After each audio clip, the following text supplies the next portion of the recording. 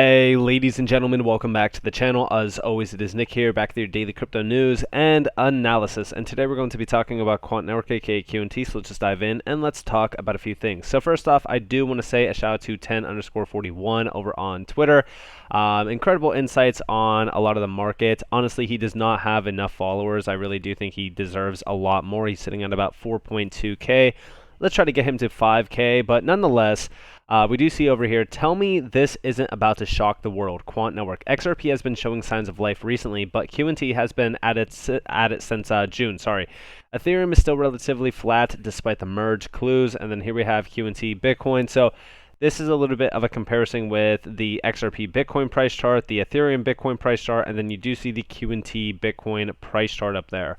Honestly, like when we really kind of look at the price chart here for all of them, it's been absolutely insane. I mean, QNT has been probably one of the strongest movers, and I really do want to talk to you guys real quick about the price chart for this. So, as long as QNT holds this 236 area, this 130 almost $3 range, this is the area that I actually want us to hold in order for us to have higher continuation and actually hit this 189. It's almost 190. We could just call it $190, which is the big test of resistance, by the way. But we need to hold the line here. And I haven't really looked at the volume or anything like that. Let's actually check out the volume on this. Actually, I just had it up here. Sorry. Let me look at this real quick. So, and let me actually throw the RSI on as well, just kind of look at a few things. And we could actually even add OBV. I apologize, guys. But this way we actually have a gauge of everything. So the biggest problem that I do see here on the chart for QNT is, this is on the monthly, by the way. I know that the new monthly candle just recently started. We are seeing a little bit of negative volume.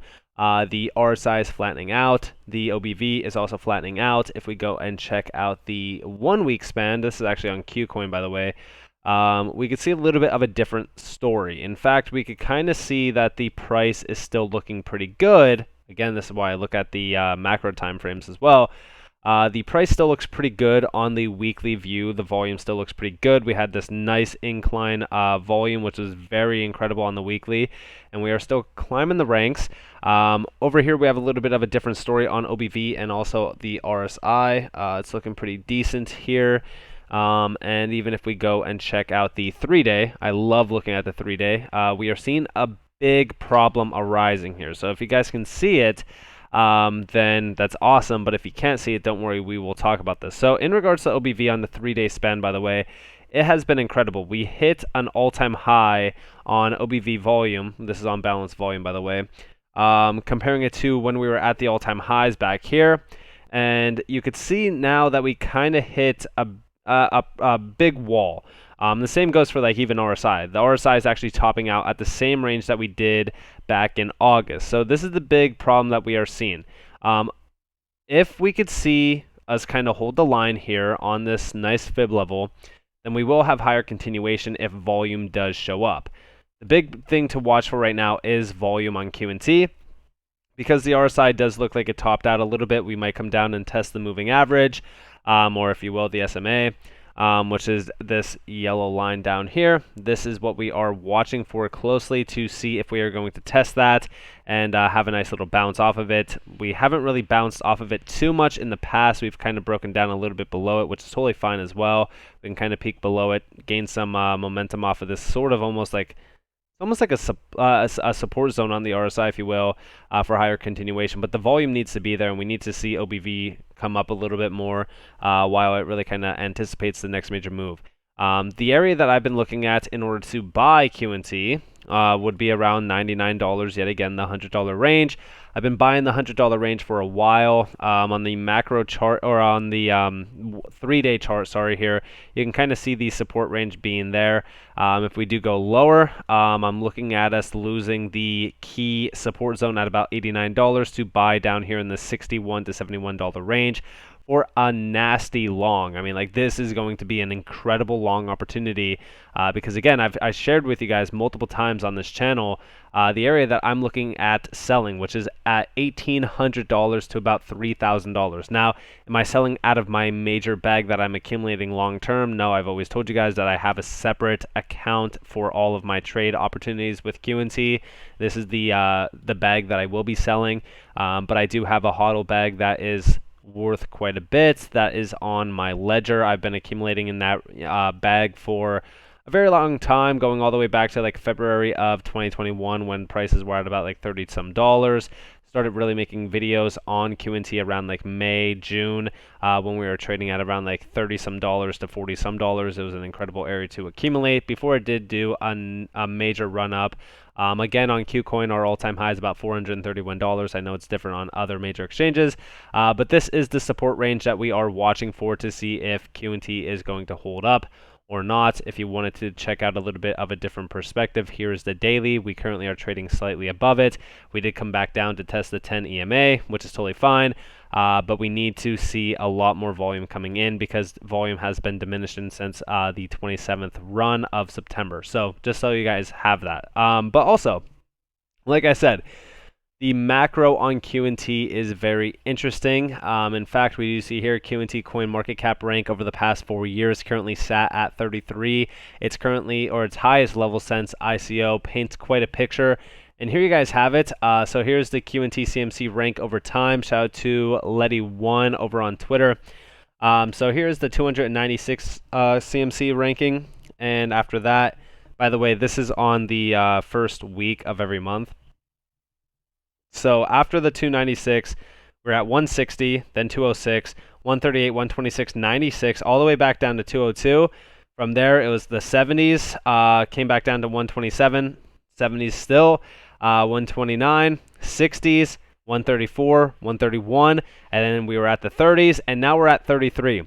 And this looks pretty coiled up, honestly, and it's funny, right? Because now when we are looking at the CMC ranking, it's like, everyone's like, all right, it's ready for the top 10. And I do agree. I think that like going into the next major cycle, QNT is going to shock a lot of people. I really do agree with crypto investor, aka 10_41 over here. I do believe that Quant is about to shock the world. I mean, when we look at the top 10 rankings from November of 2021, this is the historical snapshot. This is the week of November 14th. This is when like most things were at the all-time highs. Check out that top 10 right there. So the top 10 token at the time was USDC. Dogecoin was the number 9 at 26 cents. By the way, Dogecoin did hit 74 cents for its all-time highs. But this is just going off the top 10 in general. Like, we're not even talking about like massive pumps or anything like this. This is when Luna was trading at $51. If only we can go back to those times. Yeah, I mean the top 10 here. $34 billion is a substantial amount, and let's go check out what QNT would be worth at $34 billion in market cap. So this is a $34 billion market cap QNT. It's an 18x from our current level, and it is worth about $2,500. This would be the top 10. This would be the top 10 during a bull run. Now let's actually go check back to when things were really kind of looking good for altcoins, which, by the way, if you guys weren't here during that time frame, it's okay.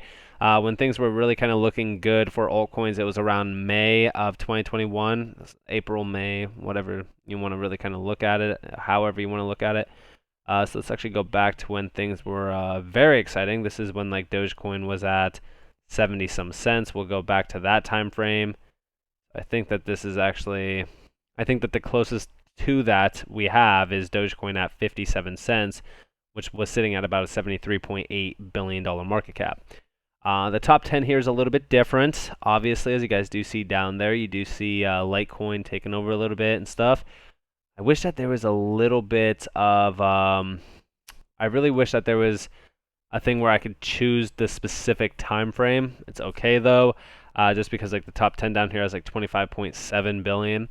But we can kind of go off of a few things. I mean, first off, let's go off of the $50 billion mark. I mean, like XRP at this time was trading at about 53.9, almost 54 billion. So we'll just go off of the 50 billion And this is kind of just for, you know, a perspective on things. So this would be about a $50 billion market cap. And by the way, I do feel the need to talk to you guys real quick about this. So although it's fun to look at things like this, the major issue with this is the fact that going into the next major cycle, these prices are going to change drastically. I would argue that the price of Bitcoin could ultimately double. The market cap of it could ultimately double. The market cap of whatever is the number 2 ranked crypto, that's right. Because I don't believe that Ethereum will still be at the number 2 spot. But ultimately, all of these price figures could, double. Q&T to me, if you're making the big bet on crypto succeeding, like if you actually want crypto to succeed, and if you are sitting here watching everything kind of, emerge from the, we'll say, legacy system centered around the digital systems, you would have to make the argument that Q&T is 100%, going to be utilized. And the very interesting thing about this, and by the way, you can kind of go back and look at all of these weeks for yourself as well. I mean, it's really kind of crazy how the market cap has changed rapidly around the space. I mean, even if you go back to like April for an example, like April was pretty crazy as well for a lot of the market cap rankings, but everything changes very quick in time. But like I was saying, if you hold any asset in the space, you could say Bitcoin, Ethereum, XRP, ADA, whatever token it is, you are making a big bet that crypto is essentially the future. I mean, that is the narrative around crypto. And I do believe that crypto is the future, and if that is the case, all of these figures in this market are going to change rapidly. I mean, even right now, we're looking at these market caps, and the top 10 is barely scratching 10 billion. So, during this time in this market, everything is extremely undervalued, or I should say for the most part. Some things are still overvalued. But all of these figures are going to balloon in a massive way. I mean, arguably some of these can 10x in value, 20x in value, 50x in value, 100x in value, whatever the case is, they could do that. And when we look at Q&T sitting at about a $1.6 billion market cap, and while we have Luna Classic sitting at about $2 billion in market cap, you can really kind of see how early you are within Q&T. To me, when we look at the upside on Q&T, I always kind of start with the $10,000 figure just because that's $134 billion in market cap. Why do I always go back to that? Why do I always look at that $10,000 price prediction? Is it because of views or anything like that? No, it's not. I really don't care about that. What I care about is really kind of just looking at the past and previous cycle runs of some of these other major altcoins. Here is January 7th of 2018, for an example.